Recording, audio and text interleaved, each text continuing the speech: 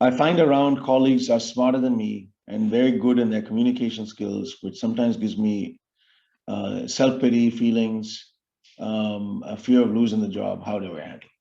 Very good question. Um, Listen, I think everybody, you have to realize our identity and our, is in the Lord. And don't feel like you have to get your identity and your, and what people, feel is the stamp of approval from people on this earth. Certainly, the church should always be a place that is a safe haven, as a fortress for all brothers and sisters. We should never have any brother who is not as vocal, who's quieter, feel like they are insecure because they're not as bold as somebody else. So hopefully, brother or sister who wrote this question, you feel in the church a safe place, because that always should be our fortress. See, when I was a kid, I used to have thick glasses and I was bullied a lot. Okay, because people make fun of my glasses, make fun of anything. Maybe they made fun because I was a Christian or Zach Poonen's son. I don't know. A lot of things I was made fun of. So I was bullied a lot. But I knew when I came home, or if I came to CFC Bangalore, it was a safe, it was a fortress. So it's almost like you're having all these attacks from you all over the place. But when you came into the church or inside your home, it was safe. So if you're a parent, you need to make sure your home is a safe zone, because bullying and a lot of these things go on in schools today. Sadly, even some of them go on in the workplace. We have to first off make our homes and the church a safe place. So first off, brother and sister who's feeling this, you should feel safe in your home and you should feel safe in the church, and find a brother or a sister, or maybe it's your parents or siblings who can encourage you. Very important. And then share this challenge with that brother or sister and pray with them. Lord, I feel I don't even want to speak sometimes because I'm not as bold as these other people, or I can't string a sentence as well as them, and they speak really fast and they speak very loud, and I don't feel like even a conversation. Okay, so that you can pray, and the Lord, people's personalities are different.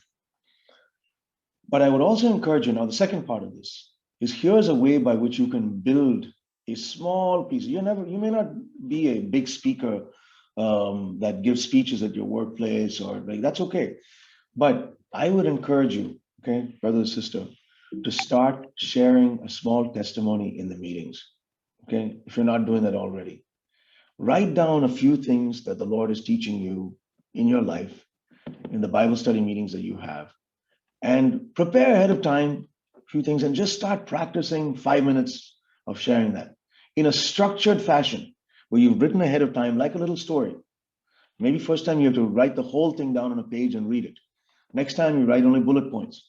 But start practicing in a safe zone, which is the fellowship of the saints, your testimony, what the Lord is doing in your life. I can tell you, there are so many brothers and sisters who are now older in life who told me, you know what? I get a job now because they find me to be very good at speaking English. And I learned that because I used to come to the Wednesday meetings and I used to share my testimony boldly, and the brothers and sisters encouraged me to speak up. And because of that, I've developed a little boldness. I developed the ability to, and some of these people are getting jobs because they speak English better than their parents. Where did they learn that? In the church. So I'm not saying that you may become the best at doing that, but some people are often timid because they've not developed that skill that they may have. And the best place to develop that, and don't do this just now in the meetings just because you're trying to make it a skill you develop in work, but do it because you sincerely want to share what God has put in your heart. And I will tell you, use that in the workplace now, where maybe a year later, but every few weeks you've been sharing something at a meeting, you develop that same discipline of how you share something in a meeting, and you become bolder, and you become a little bolder at work, and every year you're a little bolder. So I'd encourage you do it. And then, the other thing I would encourage you at work is, maybe there's one person who you can share a presentation with. Let's say someone says, hey, listen, you have to tell us what you did in this particular project. Find somebody as a pair. This is like Daniel and 3 friends. Find somebody, say, hey, listen, I want to do this with somebody else. Okay. God will give you grace in doing that. And don't let self-pity and inadequacy discourage you. Right. Again, come back to that fortress. What's that fortress? The church. Your brothers and sisters are going to encourage you. And hopefully all of you are in a place where you have at least one brother or sister who can encourage you in that walk. And I'll tie this to another question is, that I've been asked. Listen, how do I struggle with being alone in my school? I struggle, being a failure. These are all points of discouragement. It's very easy. Today's world, in the school or college or workplace, there's a lot of stress, much more stress, much more stress than before. And the pressures are even higher. Again, come back to the same principle, which is the church needs to be a fortress. Your home needs to be a fortress. If you and then find one brother, sister who you can share this with, pray with. Don't feel like you have to walk the Christian walk alone. It's a beautiful picture. So many places. Jesus with his disciples, Jesus walking with those two people and road to Emmaus. Many pictures of walking together. If you read Pilgrim's Progress, Christian was walking with faithful and with hopeful, not alone. So the Christian walk, brothers and sisters, is meant to be a walk that you walk with one other person. If you're a brother, a single brother, find another single brother, that you're one person. I will tell you, okay, some of the young brothers who I was growing up with, okay, I don't know where some of them are. Some of them have fallen away. I don't know if they're following the Lord now. I'm talking about in CFC in my early years. But they served a purpose that was to encourage me. And even if it was, sometimes we're playing sports, but other times encouraging me. And I pray for them now, wherever they are. I don't want to name them. I pray that they are. If they're not walking with the Lord, that they are. But a few of them I know are not walking with the Lord. But the Lord was able to use them during that time to encourage me and to make me go to the meetings. So even sometimes these brothers and sisters may not be long-term, who knows, you hope that they're going to walk with the Lord. But if you can bond with one other brother or sister in the church who can be that encouragement to you, your home and the church will be a fortress. Now, sadly, as you get older, you got to also come back to that fortress. I see a lot of people, they leave CFC and they forget their roots. They ignore the brothers and sisters. I talked about this at the beginning of my discussion today. That's also very sad, because that's them becoming arrogant. Now suddenly they become the one who's very communicative, they're very successful, and they forget the brothers and sisters who invested in them early. Don't ever become like that, because that's arrogance. Okay, we can take the next. Well, this one got the most votes, 12 votes. Okay, what's the next question?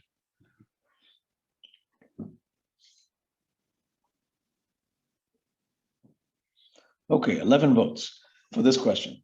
What do I do when I constantly lack motivation to work? I read the Bible. I don't even, okay, there's no motivation to even read the Bible and pray. I don't want to stay away from God, but I find it difficult to do so and keep it for another day that never comes up. Okay, got it. I don't feel like reading the Bible. I don't feel like praying. I feel, I don't have the motivation. I'm sure that these things, existed even for Daniel and Joseph, and some people have a natural motivation. One thing I would tell you, you need to build discipline into your life early in life, because motivation is often driven by discipline. My children as they were kids would tell me, I don't want to brush my teeth, Dad. Okay, no motivation there. You want to brush your teeth in the morning and night. But okay, Alex or Jason and Sophia, that's not an option. You have to brush your teeth. Okay, I don't have motivation is not a reason not to do it. You have to do it. Okay, now what happens when they get to a certain age? It's not what, it just becomes a routine. They do it. It's not like the motivation just came. Well, how did they suddenly do it? Well, it became discipline. They did it, and then they did. And then now when they have their first cavity, or they go to the dentist, and the dentist, as they get older, say, hey, you should have been brushing your teeth. Okay. Or why did you just eat lots of candy and never brush your teeth? They're like, oh my gosh, I wish I had built that discipline. So it's very important at early ages, which is why, the Jesuits used to have this statement. I think my dad told me this, that you give me a child for the first 7 years of their life and they'll be a Catholic for the rest of their life. There's something true about this, where in your early years, now many of you are well past the age of 10, but you have to develop some discipline habits early in life. And if you don't develop that, with every year that you get older and every decade that you get older, it will get harder. Okay. If you have just been eating anything you want to like, it becomes harder to say no to sweets or to certain kinds of food later on. If you've constantly been eating that, suddenly you can't go on a diet. I mean, people have been eating irresponsibly and they suddenly decide when they're 80 to stop eating stuff. If you've not found a way by which you can have some form of exercise, it doesn't have to be running all the time, but some way in which you keep, very hard to develop in your 50s or 60s. Same way with some aspect of motivation. Let's just take one of them, which is, Lord, I want to read the Bible and pray. Okay, how long does it take? Let's start with 5 minutes. It doesn't have to be an hour. Oh, I don't even have motivation for 5 minutes. Okay, let me give you a way to it. Go to your Bible app and play a passage from Psalms or Proverbs and just listen for 5 minutes. Okay. Um, Sometime, maybe you're going for a walk, if you're in the bathroom, listen to it. Did that take a long time? No, 5 minutes is nothing. Okay, then maybe next time it's 15 minutes. Can you pray? All of us can make time to listen to the Lord. Maybe now many of us are working at home, but maybe your commute takes some time and you can listen to one of the good foundation messages or through the Bible on your phone. These are all ways by which you're not motivated to do it, but you just do it because you're sitting idly on a bus or a train or in a car and you have nothing else to do. Why do you need to be reading the internet or social media? Listen to one of these messages. Okay. And then you start building motivation because even when you don't like it, it's like brushing your teeth. Okay, same thing now when you get to work. Okay, I got to finish this project. I don't feel motivated. Lord, I'm going to pray for that same motivation that I didn't have to read the Bible now to finish this project. Help me not to get distracted. Help me not to fall asleep. And God will give you the motivation. Ask for prayer and then guidance, and then pray that prayer that I talked about with Daniel. Lord, you said, "Those who honor me, I will also honor." I want to take the example of Daniel, who was faithful to you of conviction, and you made Daniel, 7 times or 10 times smarter. I'm asking you, Lord, now I'm going to hold that promise to make me 10 times more motivated. Do you think the Lord doesn't hear that? Of course he does. And you may not need 10 times motivation. You may only make 2 times or 3 times, and you'll be fine. So pray that prayer. And if you're faithful to the Lord, he will answer that prayer. Motivation and hard work is something we all have to learn from the ant or sluggard, it says in Proverbs. And the Lord will absolutely honor this desire of yours. And then, sometimes some of it also requires an accountability partner. Okay, can we work together? Or sometimes working on a project together with somebody else makes you motivated. Okay, so if you can find projects at work, certainly we need to develop some of these individual habits. But in work, I often find I am more productive if I'm doing it with a team.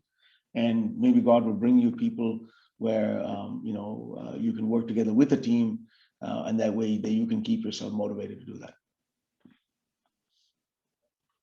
Okay, should we take the next question?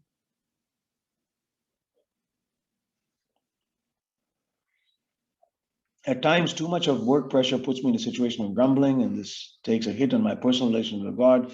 How do I tackle and rejoice in the situation? That's very understandable. Again, whether it's depression, some people handle the pressure and stress by going kind of depressed. Other people complain about it and grumble. It doesn't matter, whatever it is, and it may also weigh on you very heavily. I think, when you're filled with the Holy Spirit, one of the outcomes of it is there is joy and, constant overflowing with joy, give thanks. But again, we have to develop these habits early in life, right?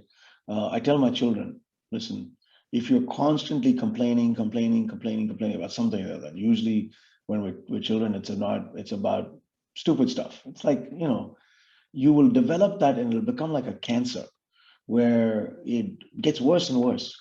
We have to nip out the complaining spirit early in life, right? And okay, Lord, this is not exactly what I'm going to do, but I'm going to, the Lord Jesus, the scripture says, give thanks in everything, rejoice all the time. And these are all superlatives. Give thanks in everything. Okay.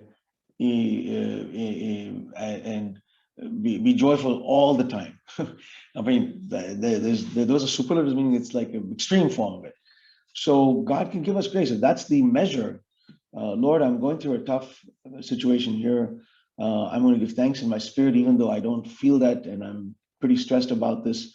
Give me a way by which I can find another brother I can sing a song with, or go on a walk with, or discuss this on the phone with, or give me some personal discipline.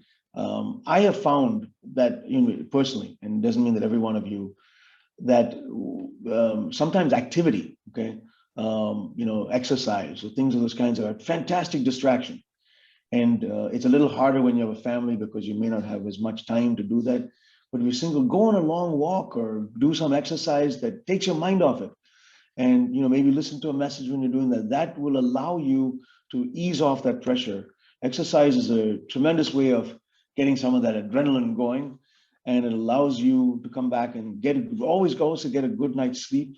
I find often people, when you're younger, you can probably skimp a little bit on sleep. As we get older, we all need sleep. And then the Lord will give you wisdom on how to handle these situations. And listen, I think one of the other things that is important in, kind of a grumbling spirit is to be honest with the Lord. Okay.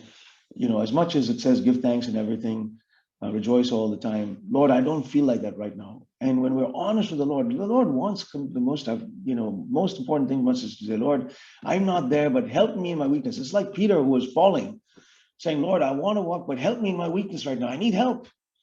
Right. And right at that time, his grace is sufficient for every need because his power has been manifest in weakness. So if you want to experience the power of God manifest through weakness, it's when we confess, Lord, I need your help right now. I'm sinking. I need help. I'm feeling discouraged. Don't let that discouragement weigh you down and you sink. Before that, you reach out to the Lord, you reach out to another brother and sister and ask them to surround you with prayer, and that situation will pass. And you're like, oh, the storm passed. Wow, what happened? Okay, and you'll look back at that situation and you'll say, okay, I was able to get through that. Share that experience and be an encouragement now with somebody else, because somebody else is going through this type of situation and needs an encouragement. Okay, we can take the next question.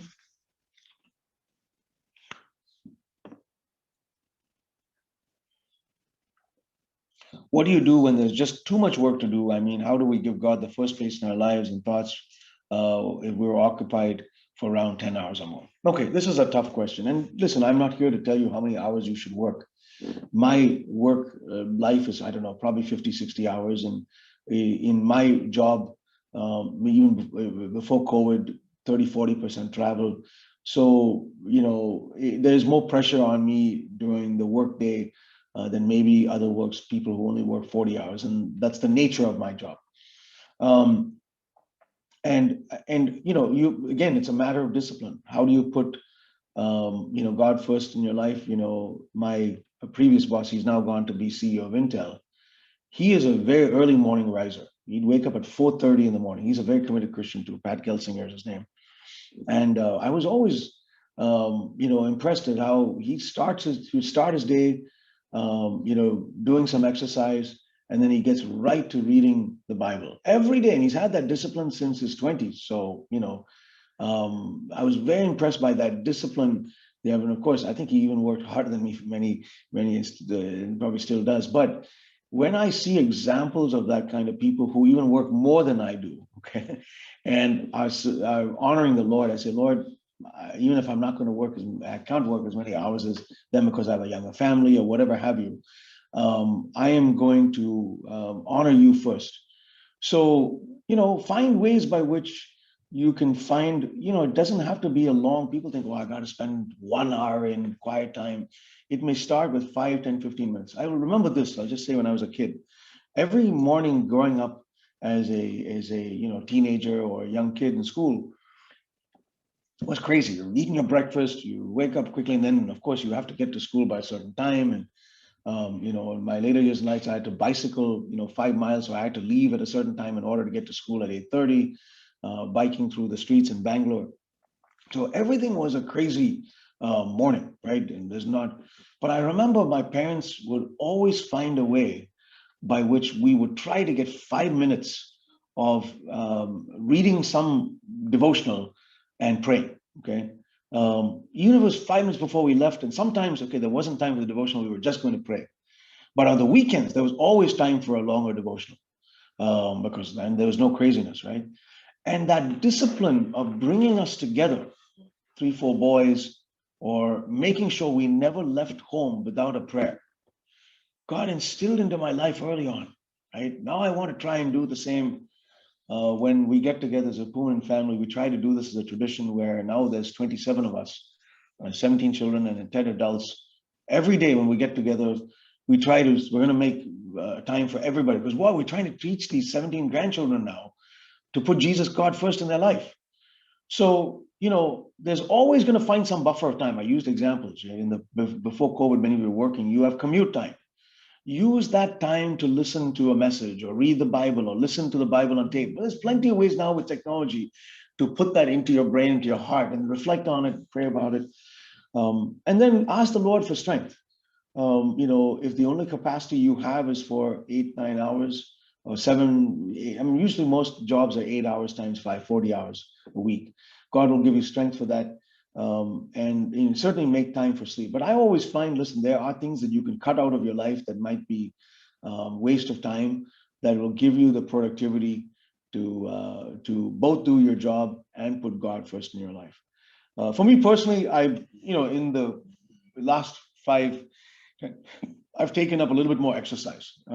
Largely, I needed to lose some weight. That was good for me to take on a little more exercise. And during that exercise, I'm listening to some part of Through the Bible or one of the latest messages from CFC. Good news, it's all on YouTube. Okay. Now, that's not the only time that I'm seeing it, but why do I need to just listen to music? I could listen to some messages and do a little walk or run or whatever it is that you're doing, right? So find some way by which you are plugged in. And then, of course, my work day might be thing, but if I'm going to I try to do a half an hour of exercise every day. And at my age, I need that for sure. You should find a way by which, even if it's combining that time, saying, okay, that's the time, whatever way by which you can use time, the Lord will make God. And then, of course, the more important thing as you get older and you have children is to translate that into priorities for your children, because they need to also learn how important it is to put God first in their life.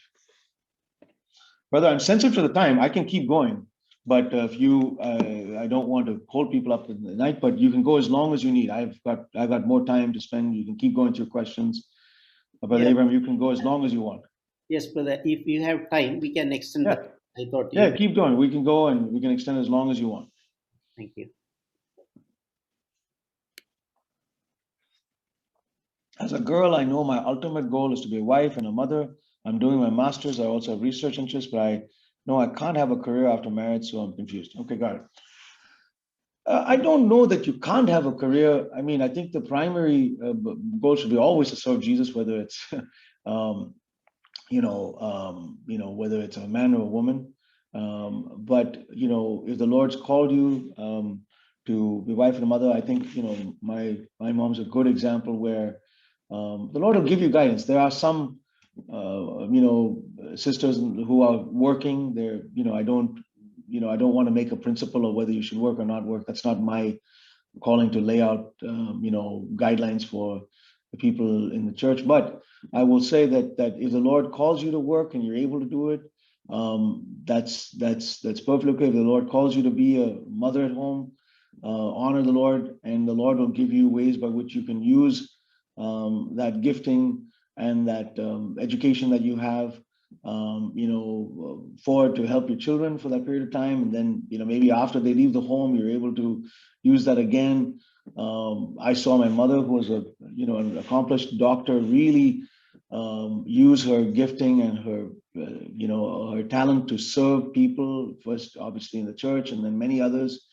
And I think that impact was even more to me watching that than her having a job in some hospital in Bangalore. So God will give you, I think it's good for us to pursue education. If you've got you're doing a master's, praise God for that. You have a research interest, let's praise God for that. And then after you get married, pray with your husband as to what's the right, do you have the capacity to work or not work? I don't want to say a principle that you should or shouldn't work. That's not my place. But if you find that because when you have children, it's easier for you to be a mother at home, God bless you for that. And your children will never regret the time that you spend with them.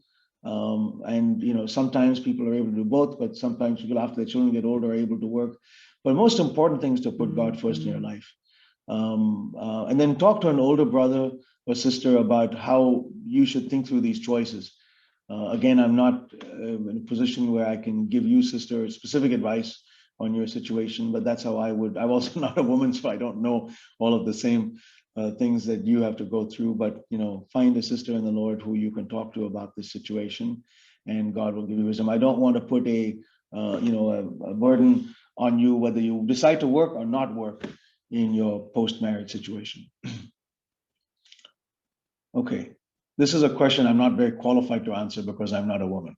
But so I gave you the best answer I could give you, and then ask you to pray about it and talk to other sisters who are ahead of you in the Lord, and they'll give you some advice. I'm self-motivated to start my own company, but often get discouraged by friends and family. I'm not experienced enough. Should I take this step? I've advised this. There have been brothers and sisters who are done this, some in CFC churches and some elsewhere. First thing I would encourage you, especially if you have a family, if you're single, you can take risk. This is all a question of risk. Is if you have a family, make sure that if the startup company that you're doing goes belly up meaning it just fails, that you're able to get another job. Okay, and you have enough saving that your family is not going to be on the street, so to speak. In other words, you don't have income and then you have to borrow money, and don't get your family. Often, sometimes when people do a startup, they take debt. And when they take debt, they put their family under more pressure, or all of those things. You just want to make sure you understand the risk that you're putting not just yourself under, but potentially your family. I was in a startup company, not one I founded, but I was, meaning myself, I was one of the founders, early founders of the company. I wasn't the founder, but that was in my 20s. I was 26, 27, and I didn't have a family, and I could take the risk, and I was paid an income, and that company didn't go anywhere. It ultimately got sold.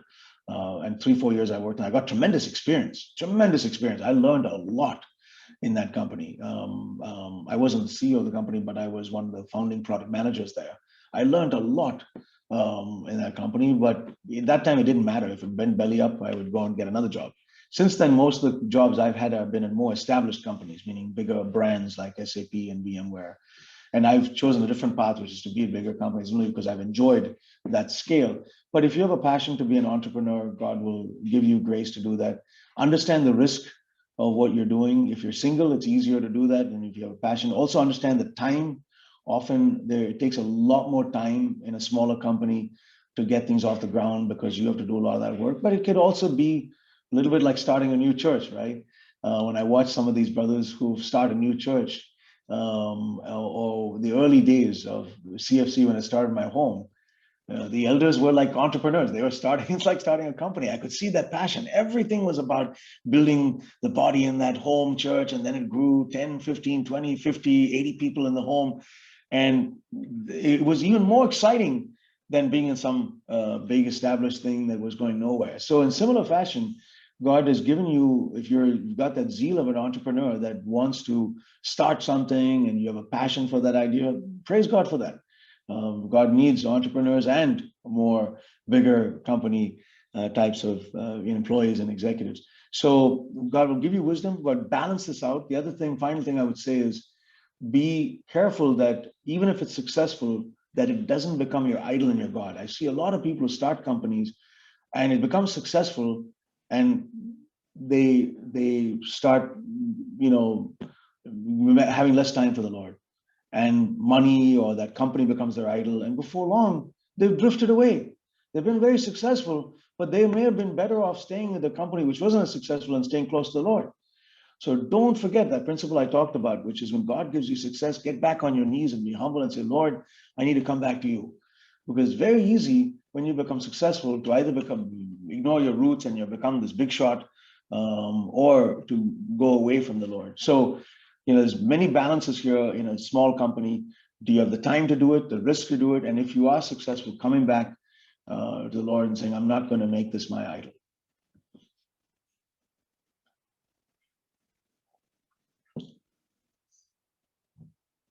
Oh, and the final part of the question is, if you don't feel self-motivated, if you don't feel motivated to be in a startup and do that, then be an established company. That doesn't require as much motivation because it's not going to fail. Typically, the bigger companies will succeed. Okay, as a Christian, how do we handle the subordinates without being harsh on them? As we need to be a disciple of God and they set an example. Okay, so this is probably by somebody who is a manager of a team, and many of you might be individual contributors, many of you are a manager. Here's a principle I've often talked with managers. Don't hire somebody you wouldn't work for one day. Okay, think about that. Or treat someone the way you would want to be treated if you work for them one day. That, by the second verse, is exactly, it's called the golden rule. It's in Matthew 7. So now that doesn't mean we shouldn't be tough. Unfortunately, I've had to let people go. These are very tough moments, but treat people with dignity and respect. And imagine you are in their shoes, okay? In the way if you have to take the ultimate step to ultimately let them go. Some people I've had to let go because of, we had to make some talk, but I told them I'd be a reference for them. I will help them find the next job. I will personally talk to the next employer and tell them, listen, we had to make some decisions. We're unfortunate we couldn't keep as many headcount in our company, but this person is really good. And I would, if I had the headcount, I'd hire them again. And the person's like, wow, you would do that for me? Absolutely. I want to help you. So treat people that way so that even if you have to ultimately let them go, they know that, wow, there's something special about, I would work for that person again. Okay, now what about a tough message where they're not doing their job well or they didn't meet expectations? I don't believe in public flogging, which is you get in a meeting and you shout and you raise your temper but you can still be firm and stern. I said things like, listen, this, not singling out, but I'm certainly talking to a particular person, maybe in the midst of other people, our performance in this particular area is unacceptable. It's unacceptable. We should be doing better, but I'll never say you should be doing better. We should be doing better because I'm in it too. Why is it just this person you're throwing under the bus? We should be doing better. But of course, that person knows it's his responsibility or her responsibility. They have to take the primary responsibility for that area not doing well. So you light up what's called a fire, right? Think about, like, those of you in chemistry, it's like a Bunsen burner.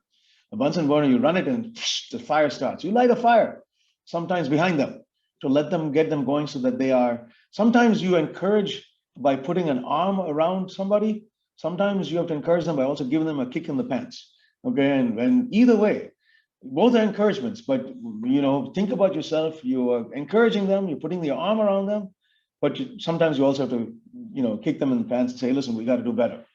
And you can be done in a way where they realize, listen, okay, I was maybe even publicly, given a little bit of kick in the pants, because sometimes you have to do that in a group setting. But in the private setting, you can be even more stern and firm about how you deal with people who are, but they see a character in you that's not this public flogging, cursing and losing your temper. You may even raise your voice and be more firm, but they see a different spirit. And they also see, listen, I'm here to help you. How can I help you?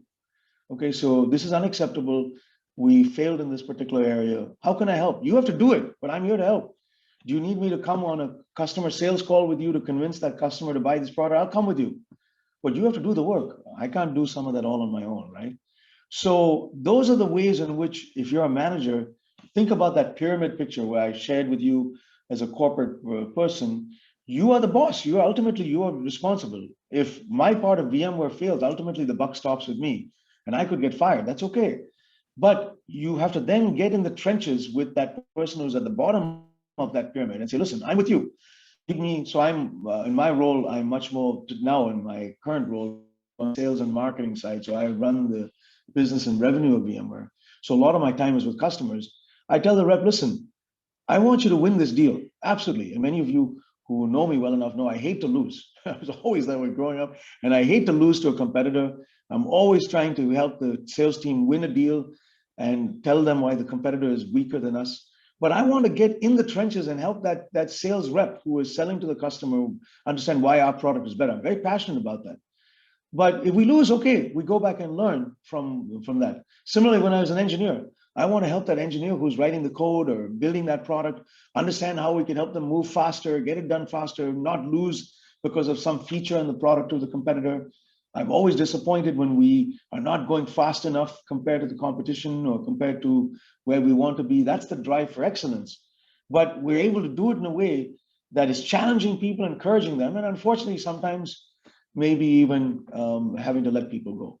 But you do that with grace, with dignity, and then, of course, always looking for wisdom from the Lord to how we can do it better. Okay, other questions?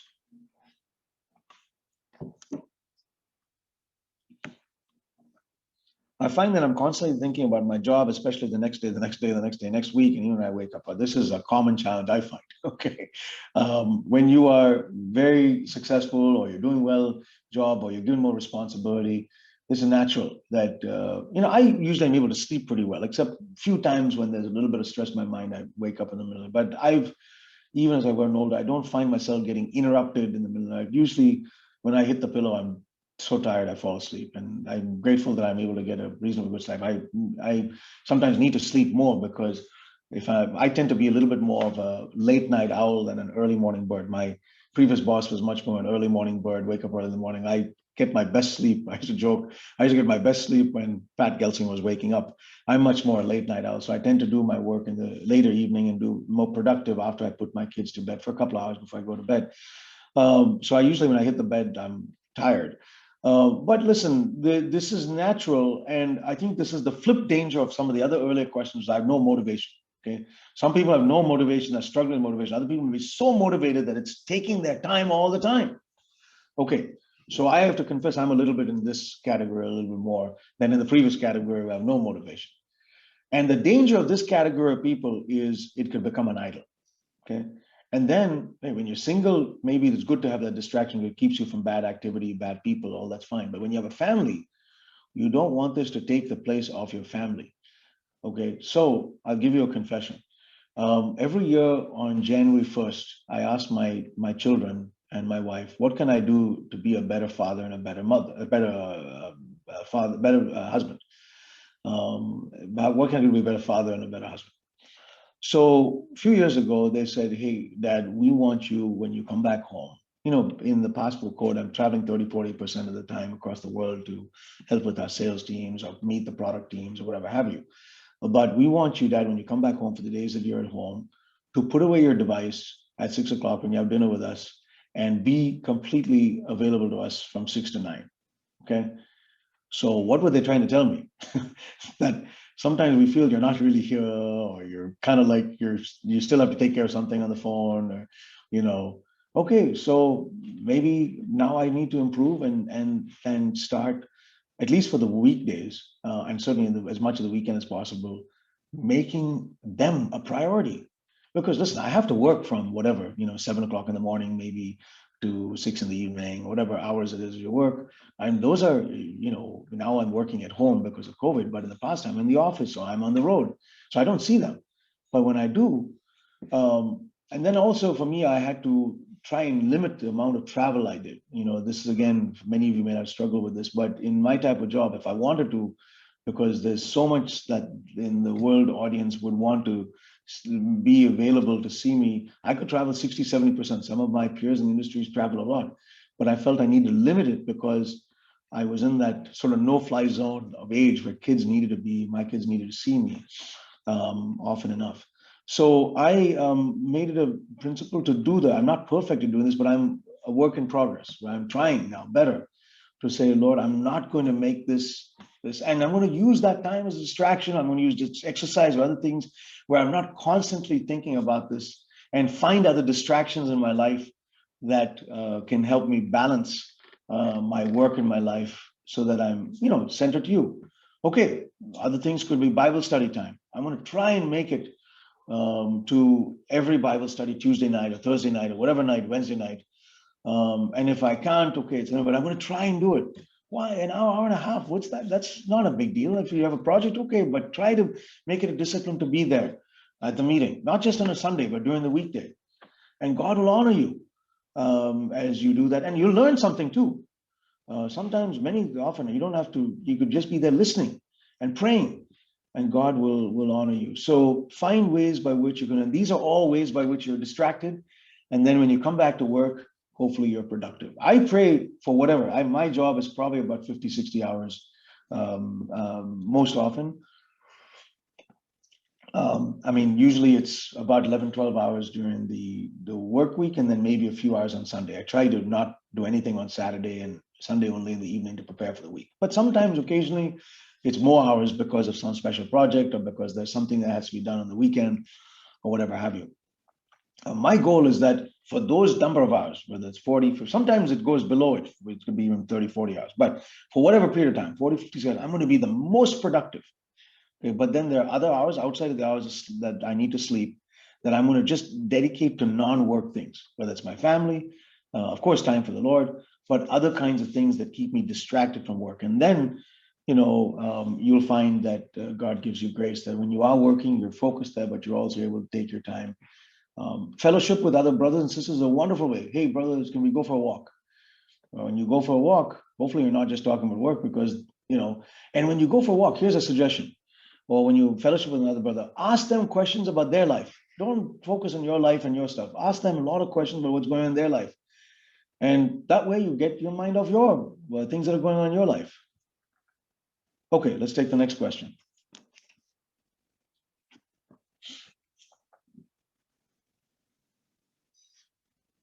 How do I be a friendly colleague while keeping myself pure and off in social gatherings? Yeah, it's a good question.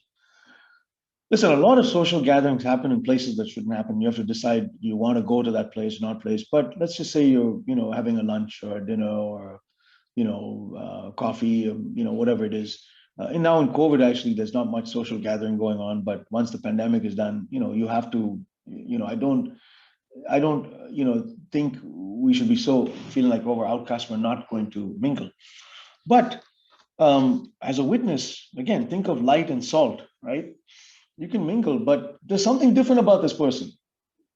Okay, maybe it's the way they dress, maybe the way they talk, the way they treat other people, the way they smile, the way they ask questions. Always ask yourself, how can I be by my actions and my words? Like I shared one of those principles, somebody who fits into this group in a way that's not obviously, I don't have the conviction to wear a button at work that says, Jesus saves. Some people do, and I respect that. But if I wear that, sometimes it could be an offense to people. Many of my friends in the workplace are atheists, Hindus, Muslims. They know I'm Christians. I'm very vocal about it. On YouTube, you'll find messages. I'm public. Whether it's on my social media accounts, Twitter, LinkedIn, I quote scripture. The people know that I'm Christian. You don't have to look very far. And people often, before I've come to even meet them in various different countries, have Googled and found out I'm Zach Poonen's son and all that stuff. So, they know that I'm a Christian in my place, but I'm not coming there to give them a sermon. Okay. When I get up at a company meeting, I'm not getting there to give it, but I'm basically trying by my character, by my words, by my actions. I want people to know that the reason I am who I am, and I'm not perfect. Believe me, there's plenty of things. People who know me at work will give you all the weaknesses that I have. Sanjay Poonen is not perfect at all. There's plenty of weaknesses that I have that they will be the first to maybe criticize me here, then that. So I say, okay, yeah, I'm a work in progress. But if it's a sinful attribute, if it's a character, I mean, then I'm hopefully looking to improve and improve. Hopefully, I'm never going to be somebody who's ever faulted of not being a person of integrity, or this person is constantly cheating and lying and stepping over other people, and he's obnoxious, and that's not who I want to be. But that's basic. That's just basic. But beyond that, you want the sweet aroma of Jesus to be around you, that people say there's something different about this person. What is it? And then they say it's because he has faith in his life. He's a Christian. And that's what I want, is to say, Lord, I want to be a witness for you in that light and salt kind of way. And then in a church setting, I'm going to be absolutely bold. Of course, I'm going to talk about Jesus, like we talk about today.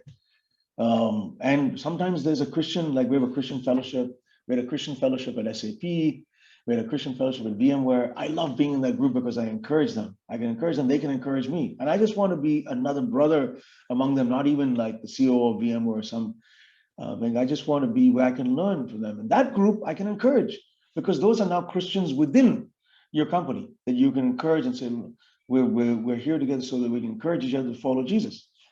So I am very blessed by the fact that in my workplace, I have many people who are very ethically good people who are, I'll tell you, there's a couple of Muslims in my workplace, okay, and people who are atheists who put many Christians that I know in the industry to shame. Okay, think about that. These are people who are not Christians, okay, who put other Christians I know, and some of them prominent Christians, to shame. And that to me should not be said of us. If we're following Jesus, it should be reflected in our actions. Think about the number of scandals, okay, that you've read about or heard about Christians who have not been morally upright with women, if you're a man. Sad. How sad is that? I mean, Hindus and Muslims and atheists say, I don't want that Jesus. Look at how the way they treat, they're not faithful to their marriage. They're not, that should never be. So the standards are higher than the Pharisees. Remember that, okay? But again, don't be condemned. If you say something that's inappropriate, go and apologize. Sometimes I've sent emails that I shouldn't have sent, okay? And I've apologized the next day. And then, you know what I've learned from that? Okay, you know what? Next time I'm upset about something and I send an email, I'm going to write that up, but I'm going to put it in the draft folder of the email. I'm not going to send it. Okay, take the name of the email, write it up because I need to express my thoughts. The next day I sleep over, I delete the email. So God will give you wisdom by way in which you speak, and be very liberal with apology. It's amazing how people's attitude changes when you tell them, I'm sorry. Hey, Mr. So-and-so or whoever, Mrs. So-and-so, I'm really sorry I said that. I didn't need to do that. I apologize. I really apologize. I'm sincere about this, and it won't happen again. That shows humility. And usually, even someone who's very hostile to you will take it. So may that attitude be with you, where you are a person of conviction, but you're also a person of grace and truth, and God will give you wisdom. Okay, we can keep. I'm still okay if we want to maybe. I know it's almost 10 o'clock your time, so maybe one or two more questions. But Abram, I'll let you decide whenever you want to stop. I'm good to go. It's in the morning for me. It's night for you, so you should decide when you want to stop. Okay, how to overcome anxiety and fear as a working student. I think we've covered this a number of times. I think the key is to have that, inner joy that says, Lord, give me that sort of oil, that oil that was in the virgins. I mean, that inner, it's the power of the Holy Spirit. It really is, that allows me to conquer these, anxieties and fears, worry that I will fail, worry that I'll get shouted on by my boss, or as a student that I'll fail the exam. And today there's a lot of pressure. It's much more pressure than even when I was doing the ICSE or ISC or IIT exams. I mean, when I was a student, I was preparing in 10th standard for ICSE, 12th standard for ISC and IIT exams. It was all consuming to me. And in some sense, I look back and say, I was really glad that I was like very distracted, and I didn't have time to watch cricket and other things. So I was like very focused on, last few years, the only thing that mattered to me was math and physics and chemistry and all the subjects that I needed to study for ISC and IIT exam. That was important, but that came with some stress, and I think I put some stress on myself. But I would say, don't ever let it get to the point where you are discouraged, depressed, really feeling weighed down, and you don't talk to somebody. Today, sadly, so many students are going through this and they don't express. I hope you are able to do it with your parents. If you're a student, this person was writing this as a student. But if you don't find even your parents are helpful for that, find a brother or another friend in school or the elder in the church that you can talk to. Please do not go through life alone. I want my children, when they're going through discouragement or feeling bullied or feeling anxious, to come and talk to me. And I really think God's given us a mouth for a reason, which is when we're going through this, we need to share. I'm struggling, brother. I need prayer. Or I'm struggling, dad and mom. I need prayer. Please, can I just talk to you about this, right? And we have to develop a safe zone for our brothers and our young people in the church to come to us and not have this big confessional, but to be a spiritual counselor to them and to take their burdens on. And I would encourage you, older brothers, if you find a student like this that is struggling with anxiety and fear, be their friend. Listen to them, encourage them. That's that spirit of that Brownlee brother who comes along and the person's fallen down, they're struggling. Don't let them be down. So we have to really prevent any of these things that are deep depression. Deep depression can lead us, fortunately today, to some really bad things. I don't want to talk about them with me, but we know what some of those are. We really want to not allow depression to have any place in our young people, and especially in teens and 20-something. My brothers and sisters, I plead with you, don't, if you are dealing with this, please find another brother that you can pray with. And for you older brothers, reach out to those folks who need help. We need to all do more of this together, because I know the stresses on the 20-somethings and the teenage years people are much more, maybe 5 or 10 times more than what I faced. And then some of these things, as you get older, you start developing muscle where you're able to deal with the stress. But if you're older in life, hopefully these are things that you're able to handle. But in those, especially 10 to 20 and 20, 30, it's very easy for anxiety and fear to weigh you down. Don't let it to get to a point where it's overwhelming to you and you feel despondent. Brother Sanjay, we'll have 10 minutes more. Okay, good. Yeah. So you, Brother Abraham, just you decide what's the last question. Yes. And whenever we can wrap it up, we can wrap it up. I'm happy to go as long as you need. Okay, next question. I hope you all able, this is helpful. I know it's past 10 o'clock in the night, and I don't know if that's late for some of you or you all go to bed later, but hopefully if it's helpful to you, feel free to stay on. I still see 50, 60 people on. Okay, I'm recent graduate. Finding a job seems almost impossible during this pandemic. I'm becoming slightly disappointed. Yeah, and I'm sure it's more than slightly. I'm sure it's easy to get very disappointed. Does God allow this, waiting for my spiritual growth? Maybe, yeah. I think patience is a good thing. And during this pandemic, because the economy is affected, GDP is affected, some companies are also affected. They're taking longer. I do think the Indian economy will improve, and India is a very attractive market that people are investing in. So jobs will, I think the unemployment rate is lower in India than it is in the US. But this question lies in the US. A lot of people have been laid off during this time. So it's a tough time, and not just for, graduates, but people who have been working. If you're a recent graduate, I would encourage you to apply for as many jobs. Think of it like fishing, okay? You read the stories, not many of us fisher men and women right now, but if you read these stories in the Bible, and certainly if you watched folks who are fishers, they sometimes have to go for hours and hours and hours and hours and hours, and sometimes a whole night, a whole day, and they may catch very limited amount of fish. And sometimes they strike it out. So it's a good idea when you're applying for a job to think of it like fishing, okay, which is, okay, I'm going to apply for a job. I'm going to really prepare for this very well, read about that company, and apply for it. And let's say you don't get it, okay? Well, you should ask the employers, like, hey, listen, can you give me some input as to why I didn't get the job? Even if it's a 15-minute phone call to tell me why I didn't get, so I can learn. Is it something in my resume or my candidacy or my bio that is insufficient? Okay, that's good. Is there something that I said in the interview, the way I answered a question that was not good? It's always good to learn, right?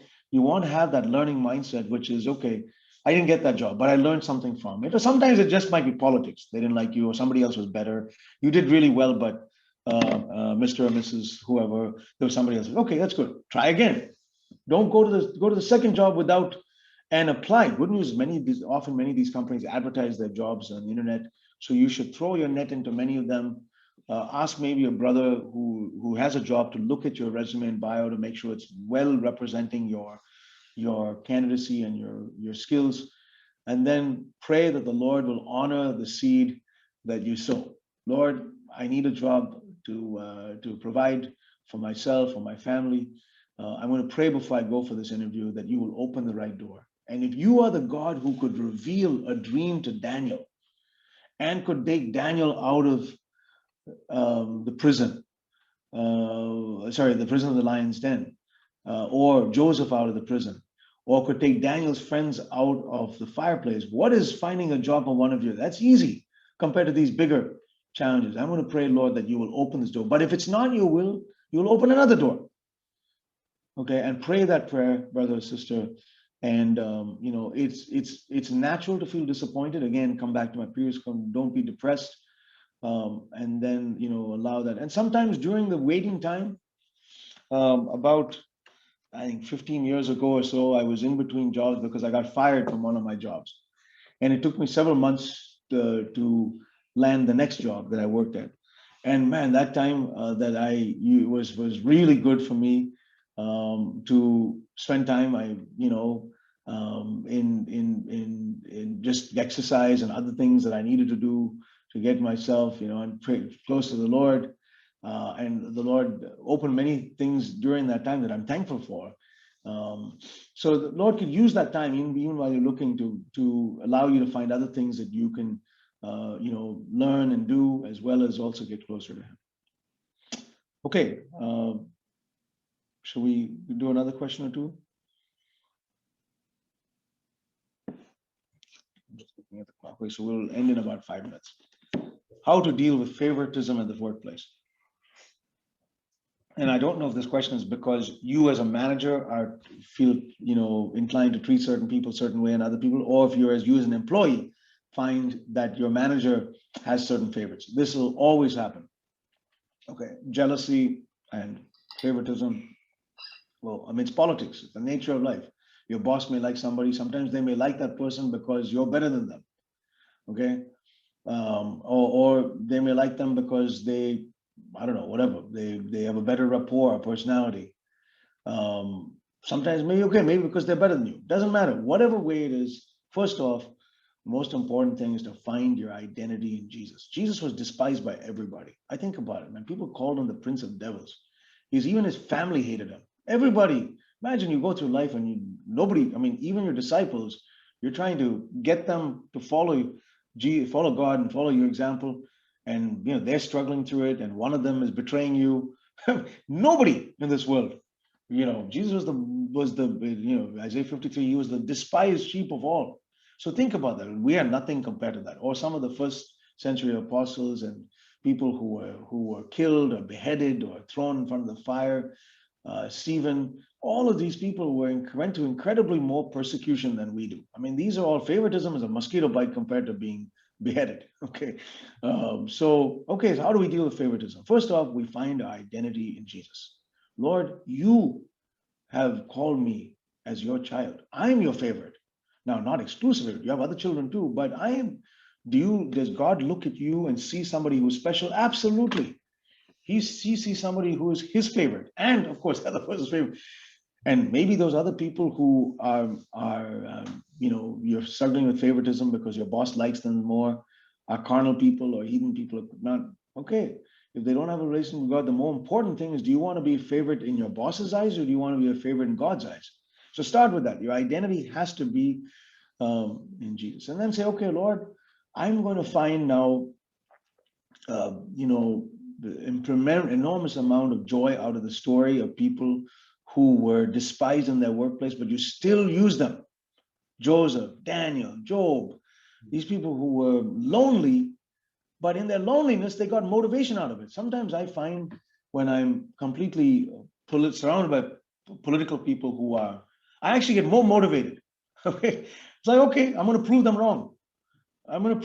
So it's almost like a athlete who are on the side of them. They have people who are all trying to compete with them and pull them back. And the athlete actually runs a better race because they're motivated.